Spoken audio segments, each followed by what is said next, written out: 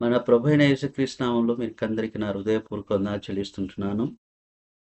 ప్రియులారా, గడిచిన దినాలలో యెహోషువ రాసిన గ్రంథం 20 అధ్యాయం 7, 8 వచనాలలో 6 ఆశ్రయపురాలు ఉంటున్నాయి.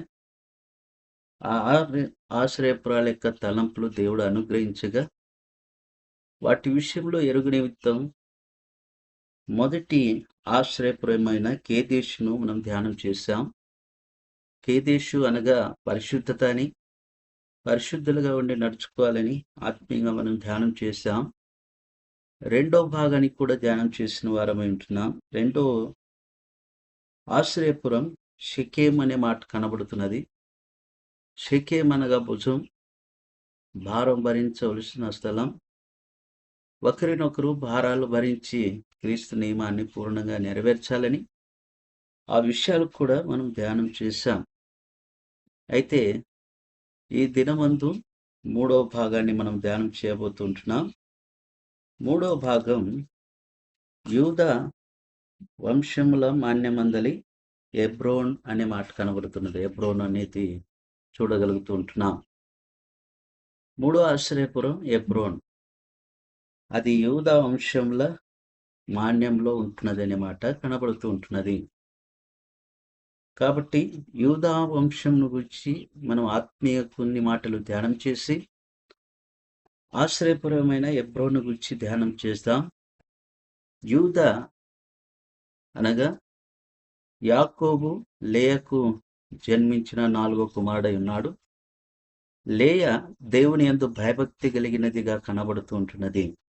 ఆదికాండం 29 అధ్యాయం 31 వచనంలో ఈ రీతిగా రాయబడి ఉన్నది, లేయ దేశింపబడుట యెహోవా చూచెను అనే మాట కనబడుతున్నది. లేయ చూడటానికి సౌందర్యంగా లేకపోయినా, యాకోబు ప్రేమించకపోయినా దేవుడు ప్రేమించేవాడుగా కనబడుతూ ఉన్నాడు. అందుచేత దేవుడు ఆమె యొక్క విషయాన్ని గమనించి ఆమె గర్భాన్ని తెరవగా 4 కుమారులను దేవుడు ఆమెకు అనుగ్రహించిన వాడై ఉంటున్నాడు. 4 యొక్క పేర్లు పెట్టడంలో దేవుణ్ణి తలంచి పెడుతూ ఉంటున్న విషయాలు అందులో ఉంటున్నాయి. 29 అధ్యాయం 31 వచనం నుంచి 35 వచనాల వరకు చదువుకున్నట్లయితే మనకు అర్థమవుతుంటున్నది. 4వ కుమారునికి పేరు పెట్టే సందర్భంలో ఈసారి యెహోవాను స్తుతించెదను అని యూదా అని పేరు పెట్టి ఉంటున్నది. చూడండి, ఎంత మంచి పేరు అక్కడ కనబడుతున్నది. దేవుని యందు భయభక్తి కలిగిన లేయ 4వ కుమారుని కనినప్పుడు పేరు పెట్టే సందర్భంలో యూదా అని పేరు పెట్టినది. యూదా అనగా స్తుతించుట అనే అర్థం. ఎంత మంచి నామకరణం చేయబడి ఉంటున్నది. లేయ దేవుని యందు భయభక్తి కలిగినది. తన కుమారునికి పేరు పెట్టే సందర్భంలో దేవుని స్తుతించినదిగా కనబడుతూ ఉంటున్నది. అదే సందర్భంలో యాకోబు కూడా తన 12 మంది కుమారులను దీవించే సందర్భం వచ్చినప్పుడు ఆత్మపూరుడైన యాకోబు యూదాను గురించి ఏం మాట్లాడాడో ఆ సంగతులను 49 అధ్యాయంలో రాయబడి ఉన్నాయి. ఆదికాండం 49 అధ్యాయం 1వ వచనంలో యాకోబు తన కుమారులను పిలిచి ఇట్లనే, మీరు కూడి రండి, అంత్య దినములలో మీకు సంభవింపబో సంగతులను మీకు తెలియజేసేదను అన్నాడు. సంభవింపబో సంగతులను మీకు తెలియజేసేదను అన్నాడు. ఆ తెలియజేస్తున్న సందర్భంలో యూదాను గురించి తెలిపాడు. 8వ వచనంలో యూదా నీ సహోదరులు నిన్ను స్తుతించెదరు అన్నాడు. గమనించండి, యూదాను గురించిన మంచి మాటలు 8, 9, 10 వచనాలు 3 వచనాలలో అతి మంచి మాటలను యాకోబు వర్ణించాడు. 10వ వచనంలో అన్నాడు, యూదా యొద్ద నుండి దండము తొలగదు అనే మాట కూడా కనబడుతున్నది. చూడండి, మా తల్లిదండ్రులైన వారు యూదాను గురించిన విషయాల మీద భయభక్తి కలిగిన వీరు, దేవుని ఆత్మచేత నింపబడిన వీరు యూదాను గురించిన విషయాలను మంచిగా బయలుపరిచిన వారుగా కనబడుతూ ఉంటున్నారు. అందుచేత దేవుని యొక్క సంగతులను ఈ సందర్భంలో మనము యూదాను గురించి చేస్తూ ఉంటున్నాం. యూద అను పేరునకు అర్థం సుతియనియు, మాత్రమే కాకుండా యాకోబు దీవించిన వాడుగా కనబడుతున్నాడు. అదే సందర్భంలో దేవుని దీవెన కూడా యూదా వారి మీద ఉంటున్నట్లుగా కనబడుతున్నది. యూదాను తల్లిదండ్రులు దీవించారు, దేవుడు కూడా దీవించిన వాడుగా కనబడుతూ ఉంటున్నాడు. అనగా ఇప్పుడు దేవుడు దీవించే సందర్భం వచ్చినప్పుడు యూదా గోత్రాన్ని ఆయన దీవిస్తూ ఉంటున్నాడు. ఎట్లా దీవించాడో ఆ సందర్భాన్ని మనం ఎరగవలసిన వారం ఉంటున్నాం. సంఖ్యాకాండం 10 అధ్యాయం 11 వచనం నుంచి 14 వచనాల వరకు నేను చదివినట్లయితే, దైవజనుడైన మోషే ఇశ్రాయేల్ ప్రజలను సినాయి అరణ్యానికి తీసుకుని వచ్చాడు. సినాయి అరణ్యంలో దాదాపుగా సంవత్సరం పాటు ఉన్నాడని, అక్కడే వారు నిలిచిపోయారని, అక్కడ అద్భుతమైన సంగతులు వివరింపబడ్డాయని మనకు తెలుస్తూ ఉంటున్నాయి. నిర్గమకాండం 19 అధ్యాయం 1 వచనంలో వారు సినాయి అరణ్యానికి వచ్చారు. అయితే సినాయి అరణ్యములో నుంచి ప్రయాణం కొనసాగించినది సంఖ్యాకాండం 10 అధ్యాయం 11 వచనం నుంచి చూడగలుగుతూ ఉంటున్నాం. ఇక్కడ ఒక క్రమాన్ని నేర్పిన వాడుగా దేవుడు కనబడుతున్నాడు. ఆ 12 గోత్రములో ఉంటున్న వారు విస్తారమైన జనులు కాబట్టి ఆ ప్రజలను నడిపిస్తున్న దైవజనుడైన మోషేకు ఆజ్ఞాపించినట్లుగా వారి యాత్ర ఇక్కడి నుంచి క్రమముగా సాగుతున్నట్లుగా మనం చూడగలుగుతుంటున్నాం. ఇక్కడ వారు సైన్యంగా బయలుదేరుతూ ఉంటున్నారు. మొట్టమొదటిగా యూదా పాలెపు ధ్వజాన్ని దేవుడు ముందుగా ఉంచాడు. సైన్యం అంతటికి ముందు అనగా 12 గోత్రికులు వారు ఒక్కొక్క గోత్రం వెళుతుంటుండగా ధ్వజాన్ని పట్టుకొని వారు వెళ్ళాలి. ఆ గడియలో దేవుడు యూదా వంశాన్ని ప్రేమించినవాడు, దీవించినవాడుగా కనబడుతున్నాడు. యూదా వంశాన్ని ముందు పెడుతూ ఉంటున్నాడు. 12 గోత్రములో ముందు ఉండవలసిన రూబేను, కానీ రూబేను తన స్థానాన్ని కోల్పోవుట చేత దేవుడు యూదా గోత్రాన్ని ముందు పెట్టిన వాడుగా కనబడుతున్నాడు. యూదులు ముందు తన ధ్వజాన్ని పట్టుకొని కనాను దేశానికి ప్రయాణాన్ని కొనసాగిస్తూ ఉంటున్నారు. దేవుని దీవెన వారి మీద కనబడుతూ ఉంటున్నది. చూడండి, ప్రయాణములో ముందు ఉండవలసిన వారు యూదా గోత్రం ధ్వజాన్ని పట్టుకుని వెళుతున్నారు. మాత్రమే కాకుండా న్యాయాధిపతుల గ్రంథంలోనికి వచ్చినప్పుడు 1 అధ్యాయం 1-2 వచనాలలో ఇశ్రాయేలు ప్రజలు ప్రార్థన చేస్తూ ఉన్నారు. ఎందుకు? తమ నాయకుడైన యెహోషువ మృతి నొంది ఉన్నాడు, ఇశ్రాయేలు ప్రజలు మిగిలిపోయారు, అన్యజనులతో యుద్ధం చేయాలి, యుద్ధం చేయడానికి ఎవరు వెళ్ళాలి అని ఇశ్రాయేల్ అందరూ ప్రార్థన చేస్తూ ఉంటుండగా దేవుడు బయలుపరిచాడు, యూదా వంశానికి ఇస్తున్నాను, యూదా వంశీయులు వెళ్ళాలి ముందు అనే మాట కనబడుతున్నది. దేవుడు యుద్ధం చేయట్లు కూడా ముందు ఆ యూదా గోత్రాన్ని ఉంచిన వాడుగా కనబడుతూ ఉంటున్నాడు. అందుచేత యూదా గోత్రాన్ని దేవుడు ఎట్లా దీవించాడో, ముందు ఉంచాడో ఆ సంగతి కనబడుతూ ఉంటున్నది. మాత్రమే కాకుండా ఒక విశేషమైన మాట మనం ఎరగాలి. ఎజ్రా రాసిన గ్రంథం 5 అధ్యాయం 8 వచనంలో ఒక ఉన్నతమైన మాట రాయబడి ఉన్నది. యూదా దేశంగా కనబడుతున్నది. గమనించండి, యూదా ప్రదేశంగా మారిపోయి ఉంటున్నది.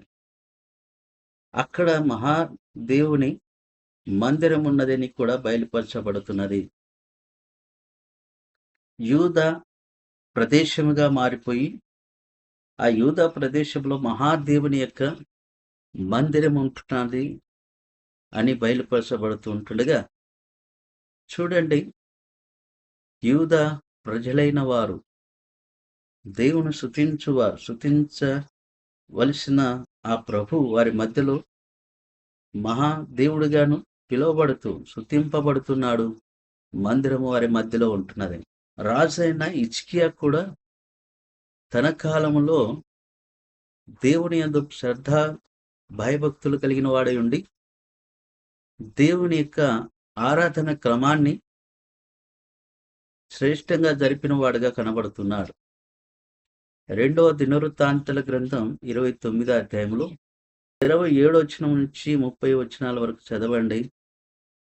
అక్కడ ప్రజలందరూ ఉన్నారు, రాజు ఉన్నాడు, అధిపతులందరూ ఉన్నారు. బలి అర్పణ దహన బలి జరిగింపబడుతూ ఉంటుండగా ప్రజలందరూ స్తుతించి ఆరాధిస్తున్నారు దేవుణ్ణి.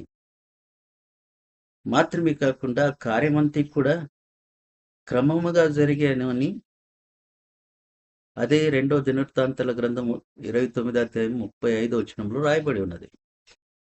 క్రమంగా జరిగి ఉంటున్నది రాజైన హిజ్కియా కాలంలో ఆరాధన దేవుని కొరకై. అందుచేత దేవుడు ఉన్నతుడైన వాడు యూదాన్ని తల్లిదండ్రులు దీవించారు. యూదా గోత్రాన్ని దేవుడు దీవించి ముందు ఉంచాడు. యూదా ప్రాంతంలో దేవుడి మందిరం కట్టబడి ఉన్నది. అది ఉన్నతంగా కట్టబడిన విషయాలను మనం చూడగలుగుతుంటున్నాం. ఎబ్రోను అనే ఆశ్రయపురాన్ని మనం ధ్యానం చేస్తుంటున్న సందర్భంలో ఎబ్రోన్ ప్రాంతం యూదా వారికి అప్పగింపబడి ఉంటున్నది. యెహోషువ రాసిన గ్రంథం 14వ అధ్యాయం 13 నుంచి 15 వచనాల వరకు వెళ్ళి చదువుకున్నట్లయితే యూదా వంశస్థుడైన కాలేబుకు యెహోషువ ఇచ్చినవాడుగా కనబడుతూ ఉంటున్నాడు.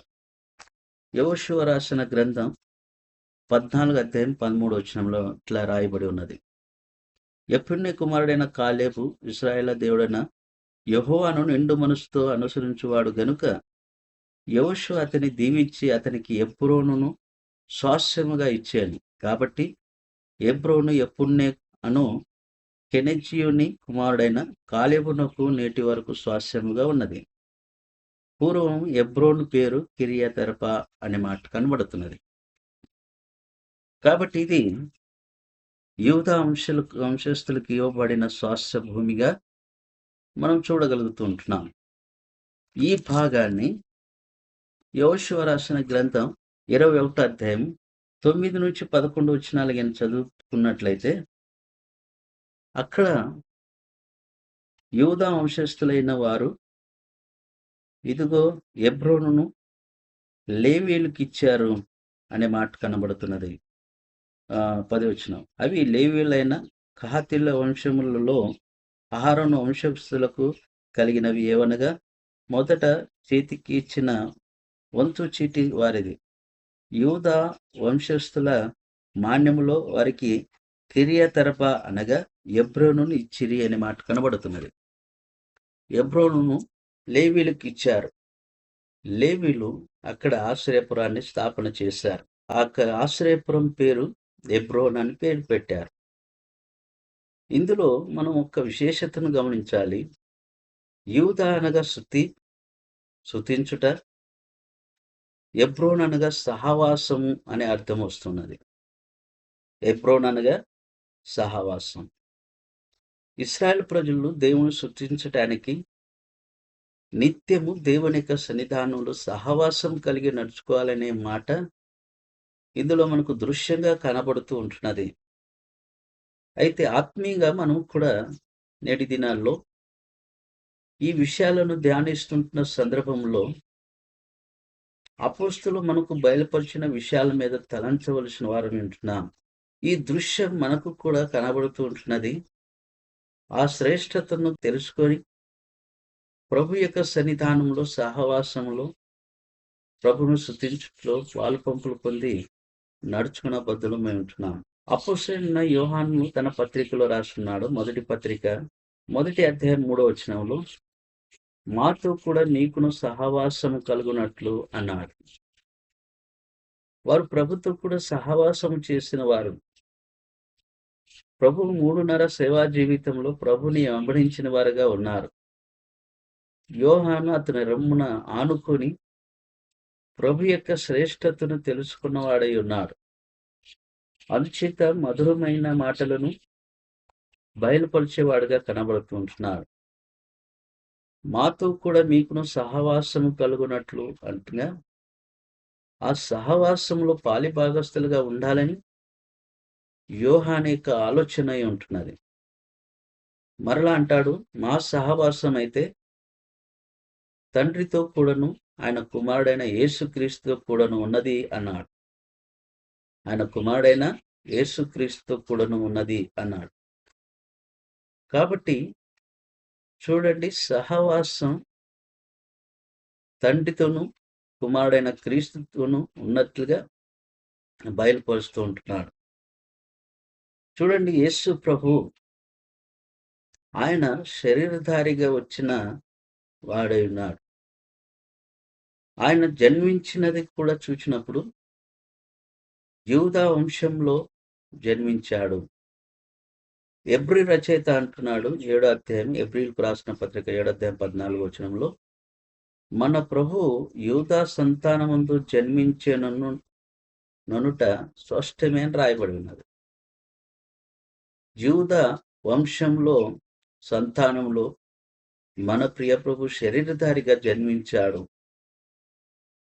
చూడండి, ఆ ప్రభువు జన్మించిన ఆయన కలిగి ఉంటున్న విశేషతను మనం గుర్తించాలి. ఆయన ఎవరో, ఆయన యూదా సంతానమందు జన్మించాడు.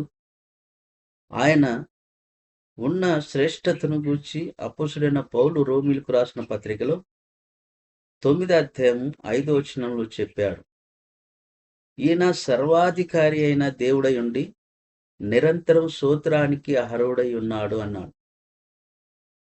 గమనించండి, పౌలు గారు వర్ణిస్తూ ఉంటున్నారు, ఆక యూదా సంతానంలో జన్మించిన ప్రభు ఈయన సర్వాధికారి అయిన దేవుడై ఉండి నిరంతరము స్తోత్రార్హుడై ఉన్నాడు అనే మాట కనబడుతున్నాడు. స్తోత్రానికి అర్హుడు అనగా ఆయన స్తుతికి యోగ్యుడు, స్తుతికి పాత్రుడు. ఆయన నిత్యము స్తుతించాలి, నిత్యము ఆరాధించాలి, నిత్యము మహిమపరచాలి. మన యొక్క జీవితంలో ఆయన చేసిన అద్భుతాన్ని, మనను అనీతిమంతులైన వారిని నీతిమంతులుగా చేసి ఆయన ప్రియమైన బిడ్డలుగా చేసుకుని ఆరాధించుట కొరకై తన పాద సన్నిధానంలో చేర్చాడు. ఎక్కడో దేవుని ఆలయానికి వెలుపట ఉండవలసిన వారం, శపింపబడి నరకాగ్నికి వెళ్ళవలసిన వారం, కానీ ఆ ప్రేమమూర్తి తన ప్రేమను కనపరిచి మన మీద తన దయను అనుగ్రహించి మన పాపానికి రాబోతున్న శిక్షను తప్పించడానికి తానే శిక్షింపబడి మన యొక్క యావత్తు శిక్ష ఆయన శరీరం మీద భరించి పవిత్రమైన రక్తం కార్చి ఆ రక్తము చేత మనల్ని విమోచించిన వాడుగా ఉన్నాడు.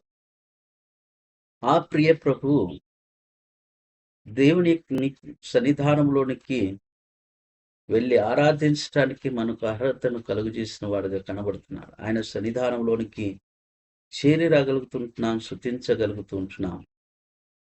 యాకోబు దీవిస్తూ యూదా నీ సహోదరుని నేను స్తుతించెదరు అన్నాడు. యూదా సంతానంలో నుంచి వచ్చిన వాడు మన ప్రియ ప్రభు స్తుతికి పాత్రుడై ఉంటున్నాడు. యాకోబు దీవిస్తూ మరొక మాట అన్నాడు అక్కడ, యూదా నీ దండం నీ యొద్ద నుండి తొలగదు అన్నాడు. అవును, వాస్తవికమైన సంగతులను పరిశుద్ధాత్మ దేవుడు యాకోబులో ఉండి బయలుపరిచిన వాడుగా ఉన్నాడు. ఎబ్రీ రచయిత అన్నాడు 1వ అధ్యాయం 8వ వచనంలో, తండ్రి అయిన దేవుడు చెప్తుంటున్న మాటలను రాయబడి ఉన్నాయి. ఆ తండ్రి అంటున్నాడు, కుమారుని గూర్చి అయితే, దేవా నీ సింహాసనం నిరంతరం నిలుచుచున్నది, నీ రాజ్యదండం న్యాయార్థమైనది అన్నాడు. గమనించండి, దేవుని యొక్క రాజ్యదండం కనబడుతూ ఉంటున్నది. అది నిరంతరము నిలిచేదిగా కనబడుతూ ఉంటున్నది. అందుచేత ఇప్పుడు యోహాను చెప్పిన మాటలలో మొదటి పత్రిక మొదటి అధ్యాయం 3వ వచనంలో మన సహవాసము తండ్రితో కూడాను ఆయన కుమారుడైన క్రీస్తుతో కూడాను ఉన్నది అన్నారు. సహవాసము కూడా మనం చూడగలుగుతుంటున్నాం. అనగా స్తుతికి పాత్రుడైన ఆ ప్రభువు మన యొక్క పాపాన్ని కడిగివేసి పవిత్రపరిచి సంఘంగా స్థాపన చేశాడు. సంఘంలో చేర్చాడు. సంఘం యొక్క కట్టుబాటులను ఏర్పాటు చేశాడు అపొస్తలుల ద్వారంగా. అపొస్తలుల కార్య గ్రంథం 2వ అధ్యాయం 42వ వచనంలో సంఘానికి శ్రేష్టమైన కట్టడ కనబడుతూ ఉంటున్నది. అపొస్తలుల బోధ యందును సహవాసమందును రొట్టె విడుచుట యందును ప్రార్థన చేయుటను యందును ఎడతెగక ఉండాలని కనబడుతున్నది. ఆ ప్రేమమూర్తి మన యొక్క పాపాన్ని కడిగి సంఘంగా ఏర్పాటు చేశాడు. సంఘం ఎంత శ్రేష్టమైనదో కనబడుతున్నది. అపొస్తలుల బోధ, సహవాసం, రొట్టె విడుచుట, ప్రార్థన చేయుట కనబడుతున్నది. సంఘ సహవాసాన్ని ఎన్నడూ కూడా కోల్పోకూడదు. సంఘములో మనం నిలిచి ఉండాలి. దేవుడు అనగా మన ప్రియ ప్రభు రెండోసారి రాబోతూ ఉంటున్నాడు. సంఘము నిర్దోషమైనదిగా చూడగలుగుతుంటున్నాడు. సంఘాన్ని తన యొద్దకు తీసుకుని ఉంటున్నాడు. అందుచేత దేవుని యొక్క సన్నిధానంలో సహవాసాన్ని మనం ఎన్నడూ కూడా కోల్పోకూడదు. ఇక్కడ యూదా వంశస్థులకి ఇవ్వబడిన ఆశ్రయపురాన్ని హెబ్రోన్‌ను మనం చూచినప్పుడు యూదా స్తుతింపబడుట, యూదా మాత్రమే కాకుండా హెబ్రోను సహవాసాన్ని రెండు కూడా కనబడుతుంటున్న సందర్భంలో మన యొక్క విషయంలో కూడా యోహాను పత్రికలో తన మాటలను స్పష్టంగా బయలుపరచబడి ఉన్నాయి. మన సహవాసం ఆయనతో కూడా కలిగి ఉండాలి. ఆయనలో మనము ఉండి ఆయన్ను స్తుతించాలి. ఆయన సంఘములో మనము సాగాలి. నేటి దినాల్లో సమాజంగా కూడుట చాలామంది మానుతూ ఉంటున్నారు. విషాదకరంగా కనబడుతూ ఉంటున్నది. ప్రభు రాబోతూ ఉంటున్నాడు. విడిచిపెట్టే స్థాయిలో మనం ఉండకూడదు. సహవాసాన్ని కోల్పోకూడదు. జ్ఞాని అయిన సొలొమోను ఒక మంచి మాట అన్నాడు. 13వ అధ్యాయము సామెతల గ్రంథంలో జ్ఞానవంతునితో సహవాసము చేయవాడు జ్ఞానం గలవాడు అంటాడు. సామెతలు 13:20లో దేవుని సన్నిధానములో నడుచుకునే వారి జ్ఞానవంతులు. కాబట్టి దేవుని సహవాసం మనకు శ్రేష్టమైన జ్ఞానాన్ని ఇస్తూ ఉంటున్నది. మూర్ఖుల సహవాసము చేయవాడు చెడిపోను అని కూడా అక్కడ సొలొమోను బయలుపరిచాడు. మూర్ఖుల వక్ర జనం మధ్యలో మనం ఉన్నాం. మన నడక యావత్తు కూడా దేవుడు చూచువాడై ఉన్నాడు. దేవుని యొక్క సన్నిధానములో మంచి నడవడిని చెరిపివేసేది మూర్ఖమైన వారితో సహవాసము చేయబడుట చేత. అందుకని దేవుని యొక్క సన్నిధానంలో శ్రద్ధతో మనం దేవుని యొక్క మాటలను గ్రహించి తెలుసుకొని ఆ కాలంలో యూదా వంశంలో ఉంటున్న హెబ్రోను అనే ఆశ్రయపురాన్ని చూచినప్పుడు యూదా స్తుతికి యోగ్యుడుగాను, అనగా మన ప్రియప్రభు ఆయన యొక్క సంతానంలో వచ్చుట వలన స్తుతికి యోగ్యుడుగా ఉన్నాడు. హెబ్రోను అనగా సహవాసం. మనము కలిగి ఉండవలసిన వారం వింటున్నాం. కాబట్టి ప్రియులారా, దేవుని యొక్క సన్నిధానంలో మన విశ్వాస జీవితాన్ని శ్రద్ధతో భక్తితో నడుచుకొనడానికి సహవాసం నిత్యము కలిగి ఉండాలి. ఆ సహవాసం ఎన్నడూ కూడా మనకి కోల్పోరాదు. సహవాసములో ఉండుట వలన దేవుని యొక్క సన్నిధానంలో ఆత్మీయంగా అభివృద్ధి చెందగలం. ఆత్మీయంగా జ్ఞానవంతులుగా అభివృద్ధి చెందగలం. మన రాకడలో నిలిచి ఉండి ఎత్తబడే వారంగా ఉంటాం. కాబట్టి మన జీవితంలో ఎన్నడూ కూడా సహవాసాన్ని కోల్పోకూడదు. దేవుని సంగతులను మనం శ్రద్ధగా ఆలకించాం. మనకు స్తుతికి యోగ్యుడైన మన ప్రియ ప్రభుని ఆరాధిస్తూ స్తుతిస్తూ ఘనపరుస్తూ సంఘ సహవాసంలో నిలకడగి ఉండి ఆయన మహిమపరుస్తూ ఆయన రాకడ కొరకు సిద్ధపాటు కలిగి మన యొక్క జీవితం సజీవ యాగముగా ఆయనకు సమర్పించి కృతజ్ఞతాస్తుతులు చెల్లిస్తూ ఆయన కొరకు నిండు మనసుతో సాగి వెళ్ళవలసిన వారం ఉంటున్నాం. ఆ రీతిగా ఉండడానికి దేవుడు సహాయం చేయనుగాక. ప్రార్థన చేసుకుందాం. మనం మికిలిగా ప్రేమిస్తుంటున్న మా తండ్రి, ఉదయకాల వేళలో ఎబ్రోన్ అనే మాట మేము చూడగలుగుతుంటున్నాం. ఎబ్రోన్ అనగా సహవాసం. ఆ శ్రేష్టమైన ఆశ్రయపురాన్ని చూచినప్పుడు సహవాసం కలిగి ఉండాలని, ఇదిగో నా తండ్రి నా ప్రభు ఆ మాటను మేము నేర్చుకొని ఉన్నాం. కాబట్టి యూదా వంశంలో జన్మించిన నీవు స్తుతికి యోగ్యుడు ఉంటున్నావు. నిన్ను స్తుతించుట కొరకై సంఘాన్ని స్థాపన చేశావు. సంఘ సహవాసం కలిగి ఉండాలని నేర్పావు. ప్రభువానికి స్తోత్రాలు చెల్లిస్తుంటున్నాం. మా యొక్క సహవాసం నిత్యం నీ యొక్క సన్నిధానంలో సహవాసం కలిగి ఉండి నేను స్తుతిస్తూ ఆరాధిస్తూ పూజిస్తూ గణపరుస్తూ సాగడానికి దయచూపమని మా యొక్క విన్నపాలు ఆలకించమని మా ప్రభువైన యేసుక్రీస్తు నామములో మా స్తుతులు సమర్పిస్తూ వేడుకుంటున్నాం మా తండ్రి. ఆమేన్. వందనాలు.